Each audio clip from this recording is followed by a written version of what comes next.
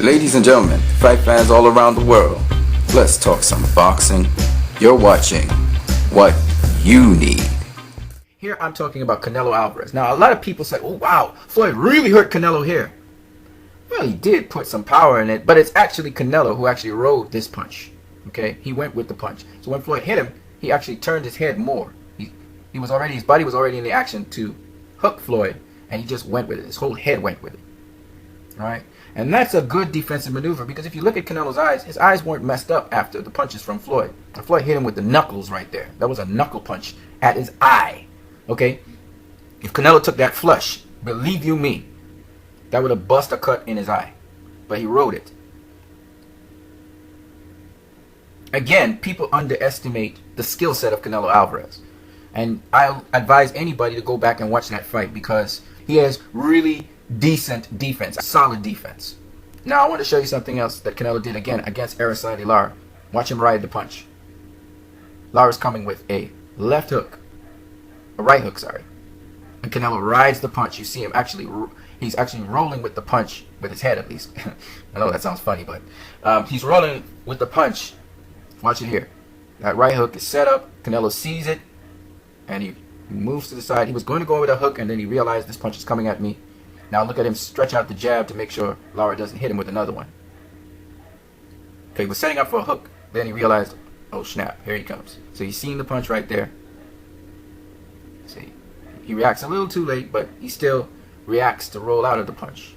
Okay, now that is, again, something he was taught. He was taught to react that way. It was a little late.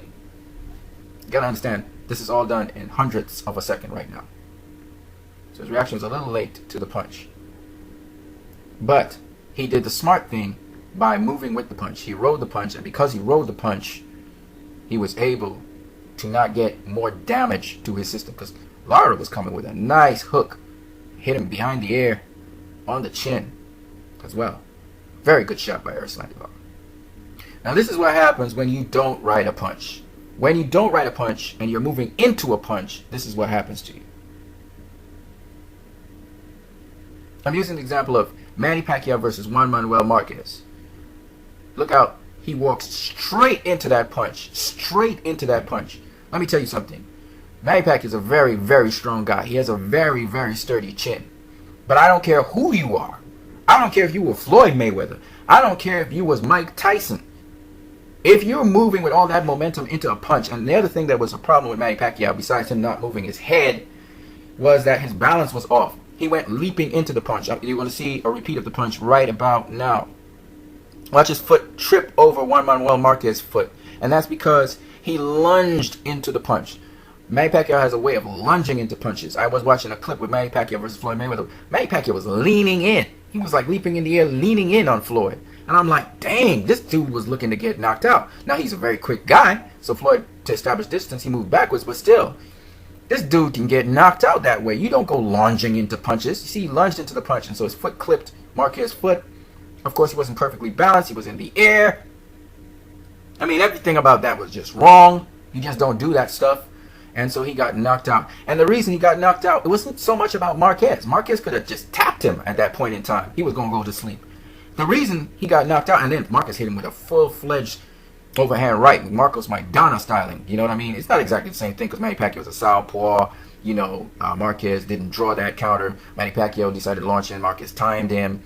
You know, there's just many different variables there. But suffice it to say, the actual punch, the overhand right, was the same punch that Marcos Maidana threw on Floyd. And you saw that Floyd, he didn't get knocked out. And the reason wasn't because Floyd's a Herculean strong. It was his defense. Floyd wasn't moving into the punch. He was moving, even though he threw the overhand right, he was sliding off to his left. So he threw the right, but he was sliding off to his left. So when Marcos Maidana caught him, he went backwards with it, the punch, but he was actually not moving into the punch. He was actually moving to the side of the punch. So again, riding punches is a very important thing. Otherwise, this is what happens to you, man. I don't care who you are. I don't care how strong you are. I don't care what your chin is like. I'm going to give you another strong, tough person. Ronda Rousey. Now you see, she hits this girl at the side of her head. But again, the girl wasn't riding the punch. She didn't go with the punch. And, of course, she got caught in her temple area as well. And that totally gives, you know, your whole body gives out and your equilibrium goes off. So, for the girl that just got hit with that punch by Ronda Rousey, she saw the floor come up on her. She didn't actually feel herself going down to the floor. Her equilibrium went completely off, and she felt the floor rise up and smack her in the head, okay? Because her whole system went haywire for a brief minute.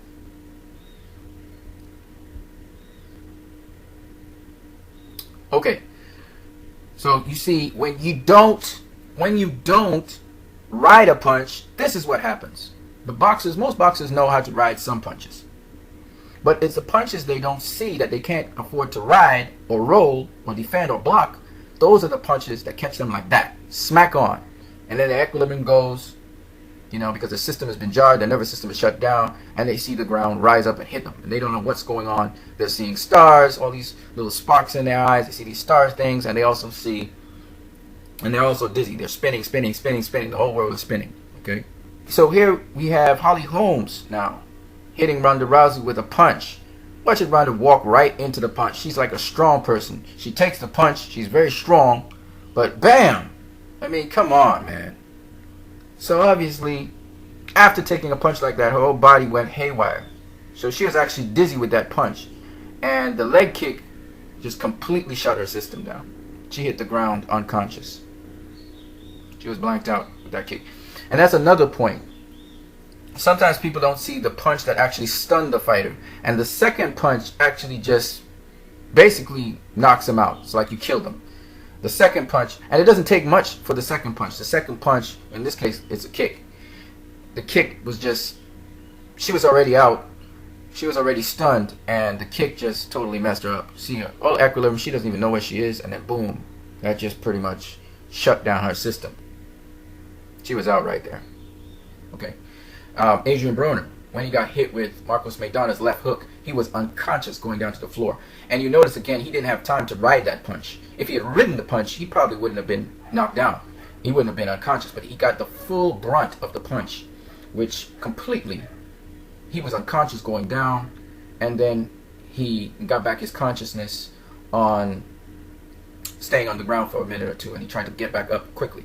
But he was unconscious going down, all right, completely. So I'm just telling you, in contact sports, if you're a boxer or whatever, you need to know, as a secondary form of defense, if you can't block a punch, if you can't roll a punch or slip or roll under or move away from a punch, then you better know how to ride a punch. You better know how to do that. Okay? Otherwise, you get hit flush, you're out of there. Just like Ronda Rousey and Manny Pacquiao. And I use these two people because they were extremely great athletes. Their reputation preceded them, and they were considered very tough and very strong. So it doesn't matter who you are. If you get hit right, you're going to go to sleep. Okay? It's just one punch changes the whole complexity of a fight. Okay? That's how dangerous these contact sports are. The other thing I want to mention to you guys is this. Especially if you're from Mexico or one of those countries where you like to talk about cojones, a lot of balls. Let me tell you guys on heart. Let me tell you something. In boxing, tough guys get hurt really badly. Really badly. They get broken jaws. Some of them go into comas. And for those other pretty fighters who think it's all about being pretty, because a lot of these people like to quote, oh, it's about skills. Let me tell you something, pretty fighter. Let me tell you something. It's about skills, but it's also about toughness. You got to be tough. I didn't say it's about heart. You could have heart, but you ain't tough. Okay? I said it's about toughness. And what I mean by toughness, not just mental toughness. You have to also be able to be under the pressure in sparring, in training. You have to train your butt off and your body off. You have to push your body to the limit. Now, I'm not saying push it to the breaking point where it's broken. No. But you have to push your body to the limit. There's going to be times in sparring when you get a bloody nose. When you get cracked ribs. Because the guys coming at you who are much bigger than you, they're beating you up. They literally are beating you up. You're taking a beating. Yes, you're still defensively sound for the most part.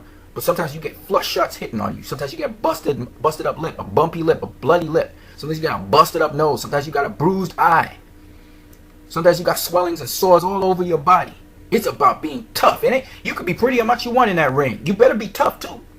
And you better be able to know how to bang if you need to bang out of a situation. So this is just for the different fighters up and coming. You got to be tough. And for the tough guys, you better know how to have some defense, because it's not enough to just be tough out there and take punches. Because I'm telling you now, you might be able to take 1 or 2 punches, but you ain't going to be able to take 8 punches in a row. I don't care if it's a feather-fisted person, especially if they're hitting you flush and you're not riding nothing, you're going to get broken jaw or you're going to get in a coma. You look at Mike Alvarado, broken. Love the guy to death. But you can't just be a tough guy in boxing. Okay? One day that hammer going to break the wall. So you have to have defense in boxing. And one of the things that Julio Cesar Chavez Sr. had was the ability to ride a punch. You see his head roll off to one side or snap back because the brother knew you can't be just walking into punches. You ain't no superhero. You ain't Superman. All right, you guys have a great one.